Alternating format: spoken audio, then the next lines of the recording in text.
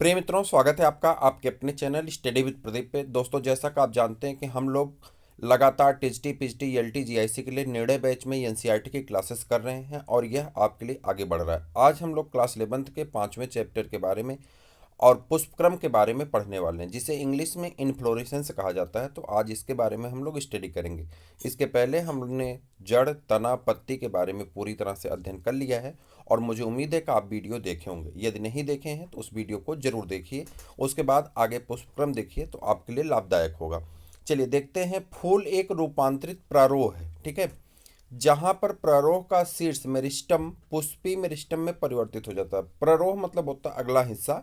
तो कह रहा है जहां पे पुष्पी जो है प्रमोह, एक तो मेरिस्टम आप जानते होंगे, मेरिस्टमेटिक टिश्यू को क्या कहते हैं, मेरिस्टम कहते हैं।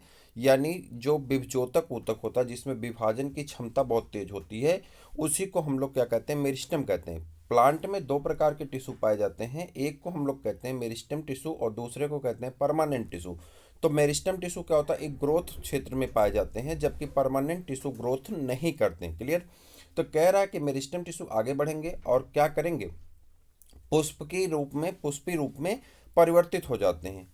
पोरियां लंबाई में नहीं बढ़ती, जो गांठें होती हैं वो लंबाई में नहीं बढ़ती और अक्ष दब कर रह जाती हैं। गांठों का गांठों पर क्रमानुसार पत्तियों के बजाय पुष्पी उपांग निकलते हैं। कह रहा है गांठों पर पत्तियां निकलनी चाहिए थी, लेकिन उनके जगह पे क्या निकलने लगते हैं, पुष्प के उपांग यानी पुष्प के घटक निकलने लगते हैं। जब प्ररोह शीर्ष फूल में परिवर्तित होता है तब वह सदैव अकेला होता है। पुष्पी अक्ष पर फूलों के लगने के क्रम को पुष्पक्रम कहते हैं। देखिए यहाँ पर आपकी डिफिनीशन है कि पुष्पी अक्ष पर फूलों के लगने के क्रम को पुष्पक्रम कहते हैं, ठीक है। शीर्ष का फूल में परिवर्तित होना अथवा सतत रूप से वृद्धि करने के आधार पर पुष्पक्रम को दो प्रकार असीमाक्षी और ससीमाक्षी में बांटा गया है। असीमाक्षी क्रम प्रकार के पुष्पों के प्रमुख अक्ष के सतह वृद्ध होती रहती है और फूल पार्श्व में अग्राभिसारी मतलब आगे की तरफ क्रम में लगे रहते हैं, ठीक। ससीमाक्षी में क्या होता है, पुष्पक्रम में प्रमुख अक्ष के शीर्ष पर फूल लगता है। कह रहा है ससीमाक्षी में क्या होगा, सबसे पहले पुष्प के अक्ष पर मतलब एकदम ऊपर वाले हिस्से पे फूल आएगा, ठीक। इसके लिए सीमित वृद्धि होती है। फूल तलाभिसारी क्रम में लगते हैं, ठीक। उसके बाद उसके तल की तरफ फूल लगना शुरू हो जाते हैं। आपने इन दोनों को देखा होगा, जैसे यहाँ पे असीमाक्षी में आपने सरसों को देखा होगा और ससीमाक्षी में आपने गेंदा के फूल को देखा होगा। असीमाक्षी में फूल नीचे से लगता हुआ ऊपर जाता है और ससीमाक्षी में फूल ऊपर पहले लगता है, फिर उसके बाद जो पार्श्व की शाखाएं होती हैं उस पर फूल आने शुरू हो जाते हैं। क्लियर। चलिए पुष्प के बारे में पढ़ते हैं। पुष्प क्या होता है, एंजियोस्पर्म में पुष्प फूल, ठीक। एंजियोस्पर्म में पुष्प यानी फूल, एक पुष्प जानते हैं फ्लावर को कहते हैं, एक बहुत महत्वपूर्ण ध्यानकर्षी रचना है, ठीक। यह एक रूपांतरित प्ररोह है जो लैंगिक जनन के लिए आवश्यक है। आपसे पूछा जाता है फूल किस काम के लिए आवश्यक है, तो आप कहेंगे लैंगिक जनन के लिए आवश्यक होता है, ठीक। एक प्रारूपी फूल में विभिन्न प्रकार के विन्यास होते हैं जो क्रमानुसार फूले हुए पुष्पावृंत, जिसे पुष्पासन कहते हैं, ठीक है। इसे थैलमस कहा जाता है, इंग्लिश में क्या कहते हैं, थैलमस। फूला हुआ हिस्सा होता है, तने से ऊपर जाता है और थोड़ा सा फूल जाता है, फिर इसके ऊपर जो होता है आपके फूल के हिस्से बनना शुरू होते हैं, तो उसे थैलमस कहा जाता है, ठीक। या पुष्पासन कहते हैं, पर लगे रहते हैं। एक कैलिक्स, इसके ऊपर क्या आ जाता है, कैलिक्स, कोरोला, पुमंग जिसे एंड्रोसियम कहते हैं, कैलिक्स को कैलिक्स कहते हैं, कोरोला को कोरोला कहते हैं, पुमंग को एंड्रोसियम कहते हैं तथा जायांग को क्या कहते हैं, गाइनीसियम कहते हैं। क्लियर।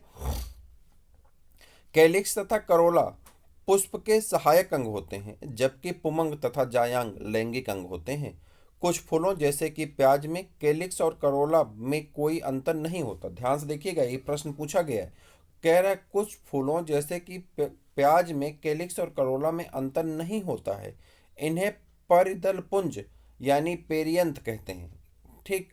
जब फूल में पुंकेसर और पुमंग दोनों ही होते हैं तब उसे द्विलिंगी पुष्प कहते हैं। पहले यहाँ पर देखिए कह रहा है कि अगर जो सेपल और पेटल है यानी कैलेक्स और करोला है दोनों एक ही हो तो आपसे पूछेगा किस में, तो आप कहेंगे प्याज में। क्लियर। अब दूसरे पे आ जाते हैं। कह रहा है इन्हें परिदल पुंज कहते हैं।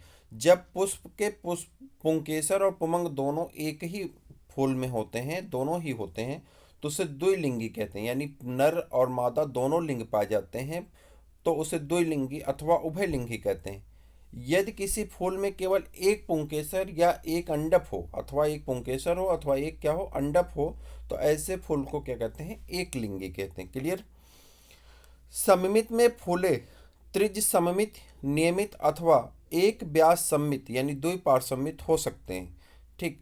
कह रहा एक व्यास सममित पाई जा सकती है जिसे द्विपार्श्विक कहते हैं, फूल कहते हैं। जब किसी फूल के दो बराबर भागों में विभक्त किया जा सके तब उसे त्रिसममित कहते हैं। कह रहा जब किसी फूल को आप एक जगह से काटें और दो बराबर भागों में बंट जाए, ऐसे हिस्से को त्रिसममित कहते हैं।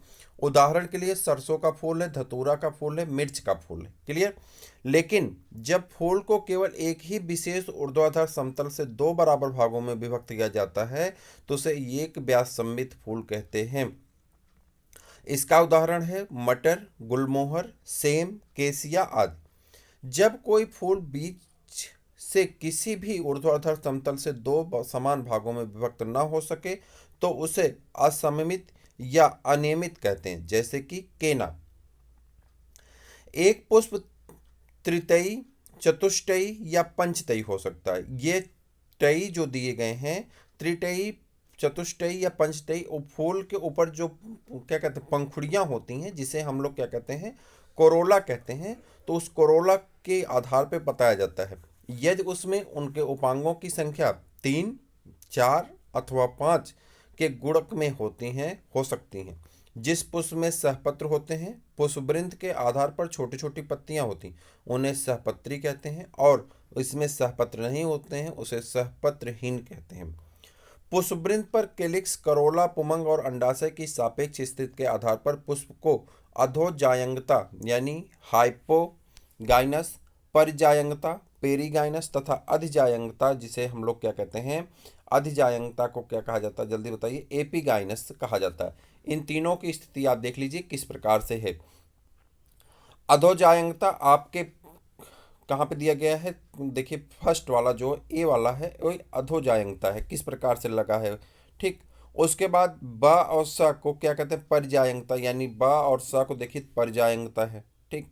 अब इसके बाद अधिजायंगता, ये देखिए ऐसे लगा है, यानी फूल के लगने के क्रम के जो ओवरी है, अंडाशय है और उसके पंखुड़ियां हैं, उसके लगने के क्रम पे पुष्पों को अलग अलग भागों में बांट सकते हैं, अधोजायंगता, परिजायंगता और अधिजायंगता। तो ये आपको यहाँ पे दिखाए गए हैं। ठीक। अधोजायंगता में जायांग सर्वोच्च स्थान पर स्थित होता। अब यहाँ से देखिए आपकी डिफिनीशन है, अधोजायंगता में जायांग सर्वोच्च स्थान पर स्थित होता है और उनके अन्य नीचे होते हैं। ठीक। अन्य भाग कहाँ होते हैं, नीचे होते हैं। ऐसे फूलों में अंडाशय ऊर्ध्वाधरी होते हैं। इनके सामान्य उदाहरण जैसे सरसों, गुड़हल और बैगन हैं। परिजायंगता में अंडाशय मध्य में होता है। परिजायंगता में अंडाशय कहाँ होता है, मध्य में होता है। अधोजायंगता में सर्वोच्च स्थान पे, परिजायंगता में मध्य में और अधिजायंगता में नीचे। ठीक। और अन्य भाग पुष्पासन के किनारे पर स्थित होते हैं तथा ये लगभग समान ऊंचाई तक होते हैं। इनमें अंडाशय आधा अधोवर्ती होता है। इसका सामान्य उदाहरण है पल्प, गुलाब, आंडू आदि। ठीक। अधिजायंगता में पुष्पासन के किनारे ऊपर की ओर वृद्धि करते हैं तथा ये अंडाशय को पूरी तरह घेर लेते हैं और उनमें संलग्न हो जाते हैं। फूल के अन्य भाग अंडाशय के ऊपर लगते हैं, इसीलिए अंडाशय अधोवृत्त अधोवर्ती होता है। इसका उदाहरण है सूरजमुखी, अरक, अरपुष्पक, अमरूद और घिया। पुष्प के भाग, प्रत्येक पुष्प के 4 चक्र होते हैं, जैसे कैलिक्स है, करोला है, पुमंग है और जायंग, यानी कैलिक्स, करोला, इंड्रोसियम और गायनीसियम। कैलिक्स के बारे में पढ़ लेते हैं, जब क्लास 12th की एनसीईआरटी आप पढ़ेंगे तो वहाँ पे भी ये चीज़ें रिपीट होने वाली हैं। बहरहाल यहाँ पे हम लोग इसको डिस्कस करते हैं। कैलिक्स पुष्प का सबसे बाहरी चक्र है और इसकी इकाई को बाह्य दल कहते हैं। प्रायः बाह्य दल हरी पत्तियों के तरह होते हैं और कली की अवस्था में फूल की रक्षा करते हैं। कैलिक्स संयुक्त बाह्यदली, जुड़े हुए बाह्यदल अथवा पृथक बाह्यदली यानी मुक्त बाह्यदल होते हैं। कोरोला, कोरोला दल यानी पंखुड़ी जिसे हम लोग कहते हैं का बना होता है। दल प्रायः चमकीले रंगदार होते हैं। ये परागण के लिए कीटों को अपनी ओर आकर्षित करते हैं। कैलिक्स की तरह कोरोला भी संयुक्त दली अथवा पृथक दली हो सकता है। पौधों में करोला की आकृति एवं रंग भिन्न भिन्न होता है। जहाँ तक आकृति का संबंध है, वह नलिकाकार, घंटाकार, कीप के आकार का तथा चक्राकार हो सकती है।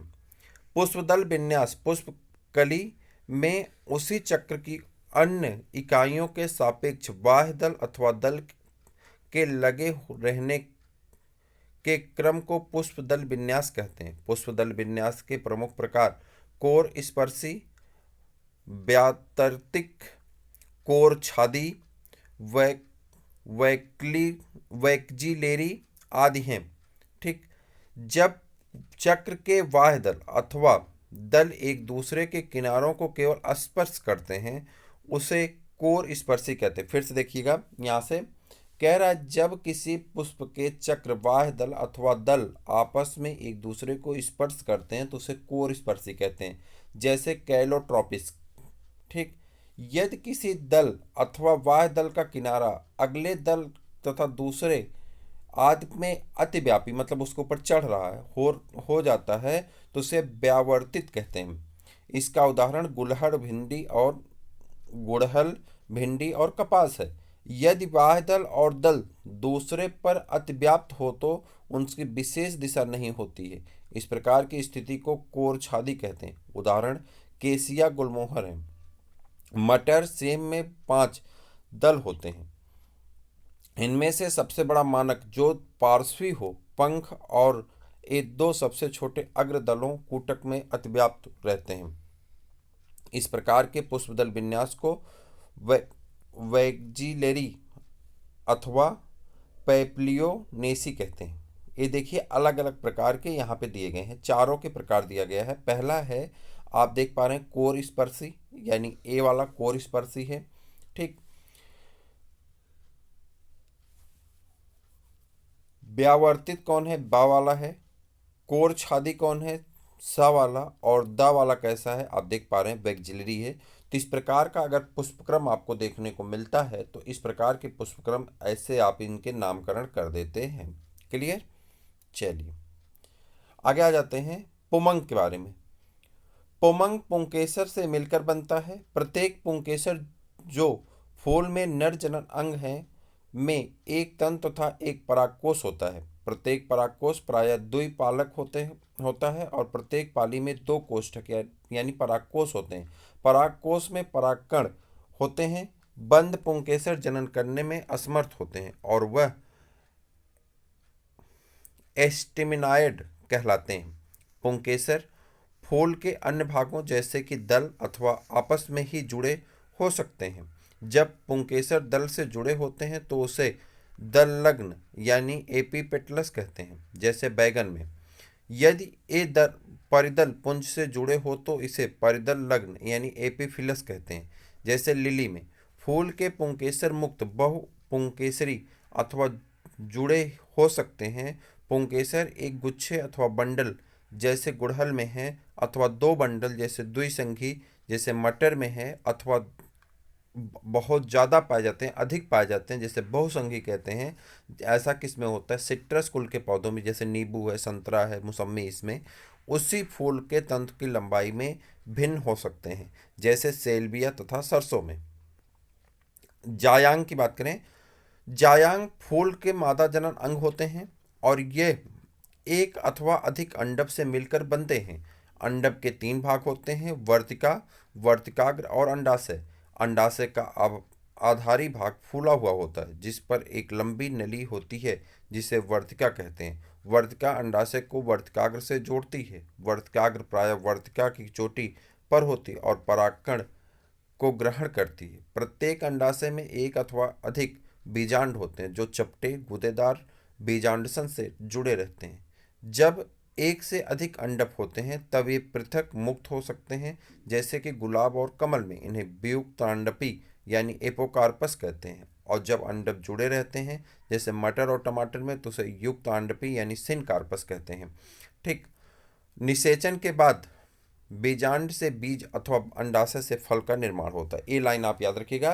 कह रहा है कि निषेचन के बाद जो बीजांड का बीज होता है अंडाशय से बीजांड से किसका, बीज का निर्माण होगा और अंडाशय से फल का निर्माण होता है। और यहाँ पे आप ध्यान रखिए, कह रहा है कि अगर उनके जो हिस्से हैं वो पृथक हैं, जब एक से अधिक अंडक होते हैं और वह पृथक होते हैं यानी मुक्त होते हैं तो उसे युक्तांडपी कहते हैं, जैसा कि इसमें तो गुलाब में और कमल में होता है, या एपोकार्पस का। लेकिन कह रहा है जब अलग अलग अंडक होते हैं और आपस में जुड़े रहते हैं, जैसे मटर और टमाटर में, तो इन्हें क्या कहते हैं, युक्तांडपी यानी सिनकार्पस कहा जाता है।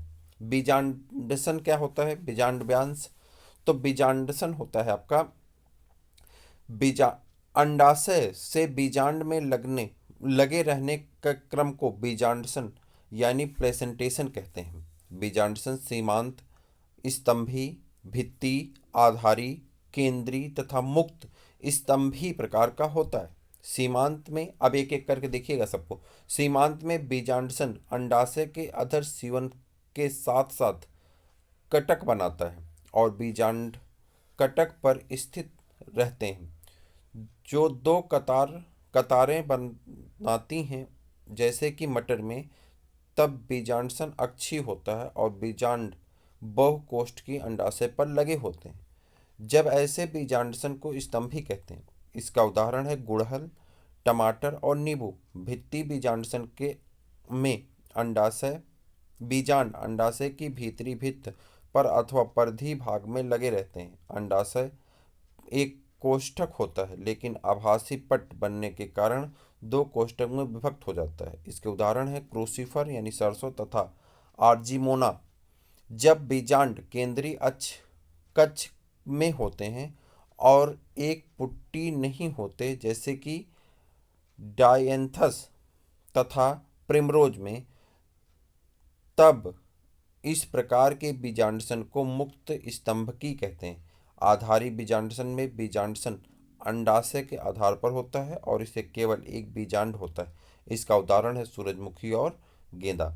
अब अगला है आपका फल, और फल के बाद आपका क्या हो जाएगा, बीज। और फल और बीज के बाद आपका हो जाएगा एक बीजपत्री, दो बीजपत्री में अंतर, और उसके बाद कुछ फैमिली हैं उनके बारे में दिया गया है।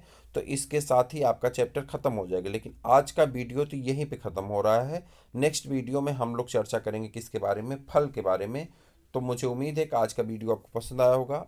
आप रिवीजन करते रहिए, बुक को पढ़ते रहिए। जितनी बार पढ़ेंगे उतना ज़्यादा आपका कॉन्सेप्ट क्लियर होता जाएगा। बात कर रहे थे यहाँ पे, इसके साथ ही जैसे ही आपका ये चैप्टर ख़त्म होता है, यानी 11th की एनसीईआरटी ख़त्म होती है, 12th की एनसीईआरटी और साथ में सिलेबस के अकॉर्डिंग क्लासेस आपके दोनों चलना शुरू हो जाएंगी। तो आप चैनल पर जुड़े रहें, आपको इसका लाभ अवश्य मिलेगा। फिर हम लोग मिलते हैं किसी और वीडियो में, तब तक के लिए इजाज़त दीजिए। जय हिंद।